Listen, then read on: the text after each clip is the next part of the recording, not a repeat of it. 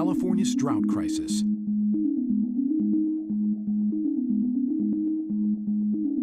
We simply don't have enough water.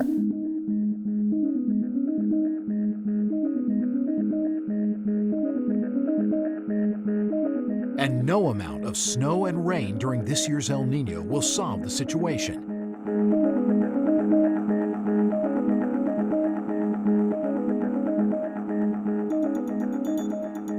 What needs to change here in California? I'd like to see a few leaders step forward in California. I'm sticking with making the system we have work better. NBC Bay Area senior investigative reporter Stephen Stock travels to Israel to show us how a country that faced the same water threat a decade ago now has more water than it needs. It all may look familiar, but this isn't the Central Valley or even Silicon Valley in California. Instead, it's the Negev Desert in Israel, where they generate so much recycled water they can't store it all. And the bottom line is the country produces about 20% more water than it consumes currently. So how can California and Bay Area tech innovators learn from Israel? We cannot depend on the weather. We cannot depend on rain anymore. Tonight, surviving the drought. We investigate California's water crisis and look for possible solutions. Good evening. I'm senior investigative reporter Stephen Stock, and I'm standing alongside the San Luis Reservoir outside Gilroy, where you can see firsthand the effects and impacts of California's record drought. With so much at stake for this state, we wanted to first start off by showing you how serious this crisis is and how bad it can get if we don't take collective action.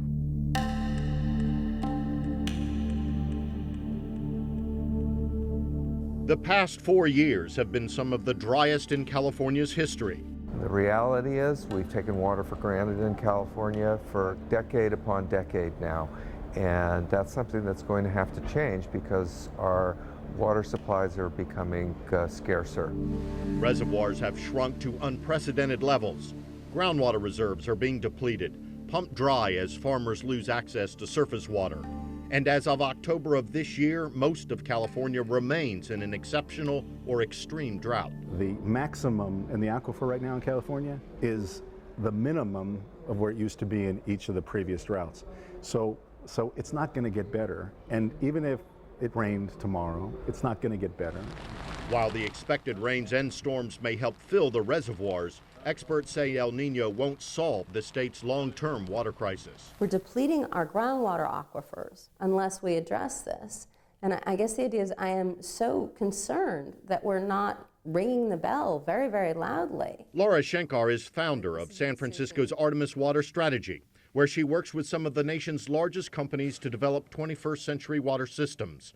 She says California's crisis goes far beyond the current drought. The crisis is that we are overusing our water resources. We're also overusing our ecosystems that provide our water. We've been doing it for an extended period, for decades, and we can chart it. Some state leaders have the same concern and say climate change and population growth will further stress California's water resources. A lot of our effort in the California Water Action Plan is looking what climate change is going to bring us. Felicia Marcus chairs California's Water Resources Control Board, which protects and oversees the state's water resources and drinking water.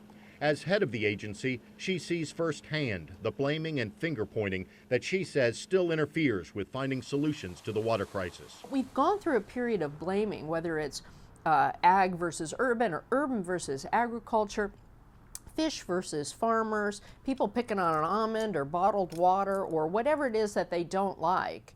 And that's an understandable reaction because people want to make sure things are fair. We've reduced water a little bit. Seth Rosso isn't your stereotypical Central Valley farmer. He's an alfalfa grower with an MBA from Fresno State, part of a younger generation of farmers using education and technology to maximize each drop of water on his farm. I would like more of a team approach and not just a fighting, because in fighting, someone loses.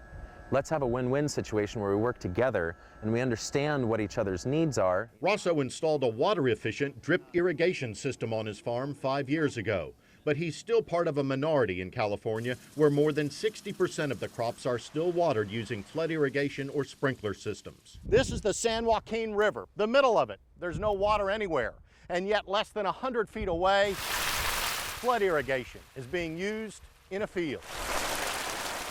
While some farmers still defend the practice of literally opening large pipes and flooding acres of fields with several inches of water, dozens of water policy experts told us that the 100-year-old flooding technology is inefficient and wasteful because more than half the water simply evaporates. When it comes to recycling, we're still sending millions of acre feet of water out into the ocean that's highly treated for environmental purposes. Experts tell us the practice of treating water as a disposable commodity is yet another reason California faces a water crisis now.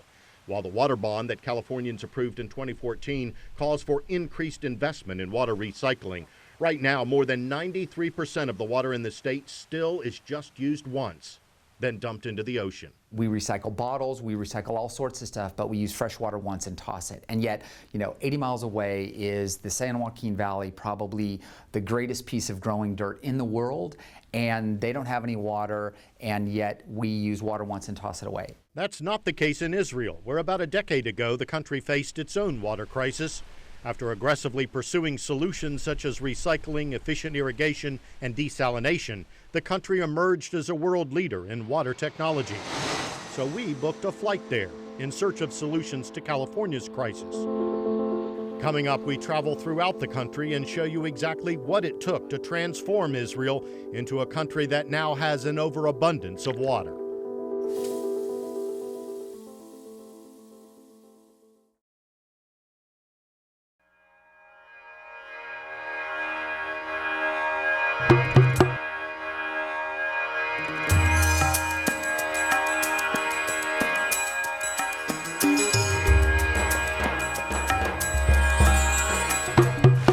If you really want to find out how to address California's drought, come here like we did to Israel, halfway around the world, where nearly 10 years ago they faced a similar drought crisis and decided to change an entire approach towards water.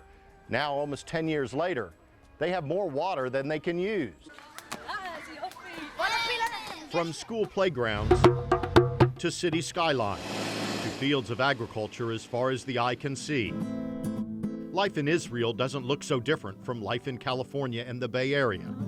But look closer at the rainwater capture system, designed and run by fourth graders. And that's all the rainwater. Or at the roofs of nearly every building.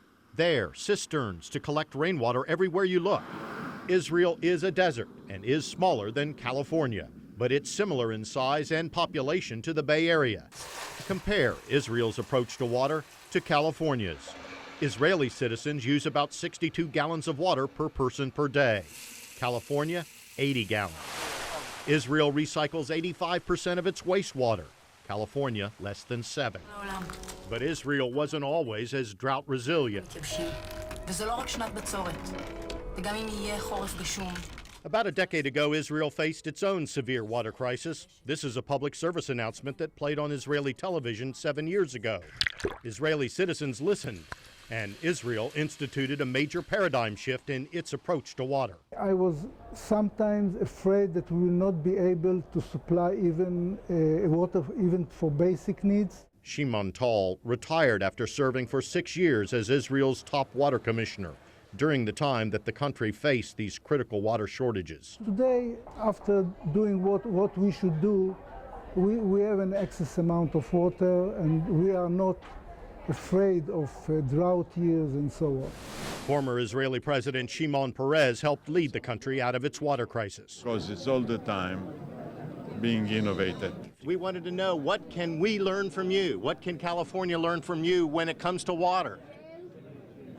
That you can overcome the shortage of it and make California, as usual, green, beautiful, with oranges. The bottom line is the country produces about 20% more water than it consumes currently. Dr. Glenn Yago was born in Shreveport, Louisiana. He now works here in Israel as Senior Director and Senior Fellow at the Milken Institute.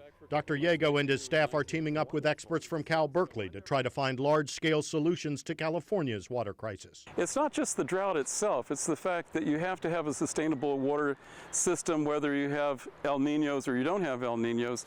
In fact, as much as 60% of all water in Israel used by agriculture comes from recycled or regenerated water sources, not drinking water, carried by these purple pipes you see everywhere here.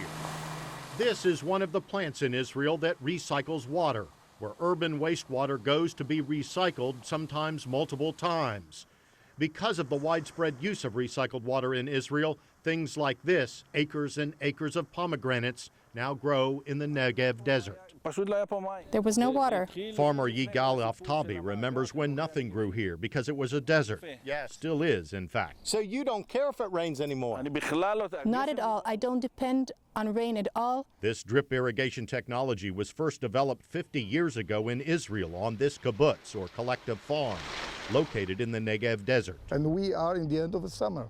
And we're in a desert. Yeah, and we are in a desert. Totally desert. Strategy. Some California farmers like Seth Rosso see the economic benefits of drip irrigation. He's been using it on his fields for the last 5 years, not just because it saves water, which it does, but also because it makes him more money. Lots more money. We've increased our yields so much that if you start actually calculating the dry matter pounds per drop of water, we've increased 62.5% of our crop per drop of water. But not everyone here in California is buying that line. Most farmers are not following Seth Rosso's lead. Experts say that less than 40% of all California farmers now use drip irrigation. Then there is the most expensive and energy-intensive technology of all, desalination, taking seawater and turning it into fresh drinking water. Desalination is something so important. About a decade ago, Israel made a commitment to desalination technology because its leaders said it was the only way to truly become water independent. Israel constructed 5 different desalination plants, including the one outside Tel Aviv called Sorek, the largest plant in the world.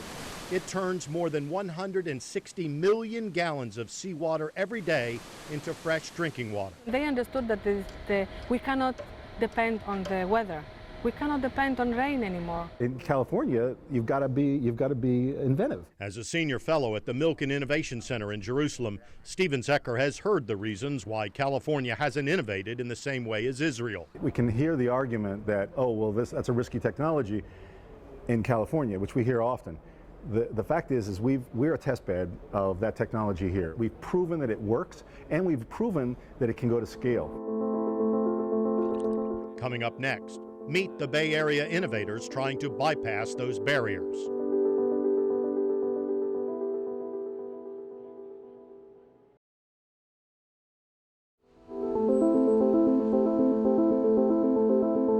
Now's the chance to invent. Now's the chance to take a risk to invent a solution that actually makes a difference.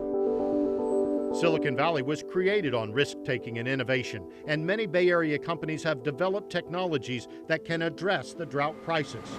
But those same entrepreneurs tell us that varying regulations across thousands of different California water agencies make inventing and investing in water technology far more difficult than it should be. You know, as an investor, I'm seeing lots of technologies that I think can help resolve some of the issues that we face. Stephen DeBerry, founder and CIO of San Francisco-based Bronze Investments, also traveled to Israel to find out why that country's success can't be replicated here in California. We're not trying to reinvent the wheel. A lot of these problems have been solved. We can look at Israel. We should be able to go much faster than they did. And so if there's a place for us to innovate, I think it's really on the regulatory front. Nobody argues that California should be cavalier about the safety of its drinking water, but innovators right here in the Bay Area say an overabundance of caution amounts to too much red tape, keeping good ideas from hitting the market. So let me show you the draw solution over here.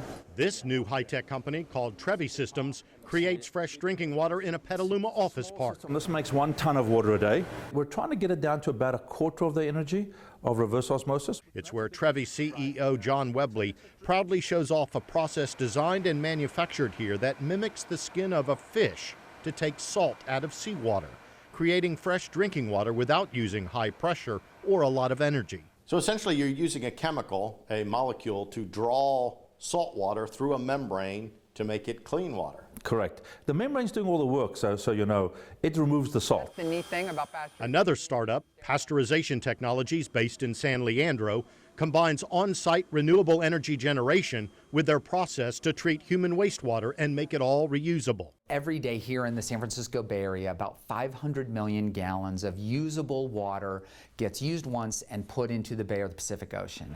While they use different technologies to produce fresh water, both companies face a common problem: With the exception of some small projects, they cannot get any municipality or private group to back their technology here in California. So Pasteurization Technologies took its innovations and product overseas, signing a multi-million-dollar contract to provide fresh water in Australia. If they hadn't taken their product overseas, we'd be out of business. Trevi Systems just signed a multi-million-dollar agreement with Abu Dhabi in the United Arab Emirates. At my age, I can't wait long enough for the permit. I don't want it on my gravestone. In California, there is no one state agency or department in charge. Among the departments that oversee water policy here, California's Department of Water Resources, the state EPA, the Coastal Commission, the Association of California Water Agencies, the Department of Natural Resources, the Department of Business Oversight, any one of which can hold up the process or kill a good idea altogether. The left hand and the right hand don't necessarily communicate. But right now, we can't get the permits because everybody puts us into litigation. So you go elsewhere. So you go elsewhere. You go to the Middle East. You go to the Middle East. Currently, there are 412 different water districts in California, 2,600 smaller mutual water agencies. From farmers to urban dwellers to environmentalists, everyone is vying for their right to water. In fact, some water rights date back to 1886 or earlier in California, when settlers put a stake down in the ground next to a stream, and the rights to that water have been passed down to generations ever since. Our system is based on how we fight with each other. Do we still need a change when it comes to how we govern water in this state? Well, I'm sticking with making the system we have work better, which is at its heart a 19th century system that got tuned up a bit in the 20th, and we have 20th, and in some places 21st century infrastructure, but there's a long way to go. Some of that 21st century infrastructure is on display in Carlsbad outside San Diego, where a large-scale desalination plant just went online. But the plant itself took 15 years to permit and to build. The same process takes under 5 years in Israel. Seawater desalination could perhaps become 20 or 30% of the water portfolio. It is the largest plant of its kind in North America, cleaning 54 million gallons of seawater every day by forcing the seawater at high pressure through long tubes filled with dense filters, a process called reverse osmosis. It's ready to be pushed into the... Mark Lambert, CEO of IDE Americas, the Israeli company that runs this plant in Carlsbad, took us on a tour. It's water that's always going to be there. It's never going to go away. It isn't dependent on snowpack or rainfall. California's water crisis isn't just about antiquated infrastructure. It's also about antiquated laws. Right now, California has this kind of arcane, complex system that nobody would have created if we started from scratch. Ellen Hannock serves as director at the San Francisco-based Public Policy Institute of California's Water Policy Center, a nonprofit, nonpartisan research group now calling for systemic change. Do we need reform? We need reform, and what we're suggesting is something that really can harness the creativity of Californians around the state in different watersheds. In mid-November, the PPIC issued this report calling for changes in the oversight of water rights, trading, and environmental uses. What we find is that during this drought, there have been some warts have been revealed in our water allocation system, let's say, and some complexities that we could really simplify to just streamline our system so that it's more efficient and effective. The reality is we've taken water for granted in California. Because of the state's history with all these different agencies, California State Assemblyman Richard Bloom says change will be difficult, but that it must come from the legislature and the governor's office. When we traveled to Israel, we met up with Bloom, the former mayor of Santa Monica, who was leading a California delegation to Israel at the World Water Technology, or WATEC, conference. We need to be conscientious about making sure that they're the environmentally preferred technological solutions. But the bottom line is there are things happening here in Israel, for example, that we're not taking advantage of. So what exactly needs to happen? We get answers from our experts coming up.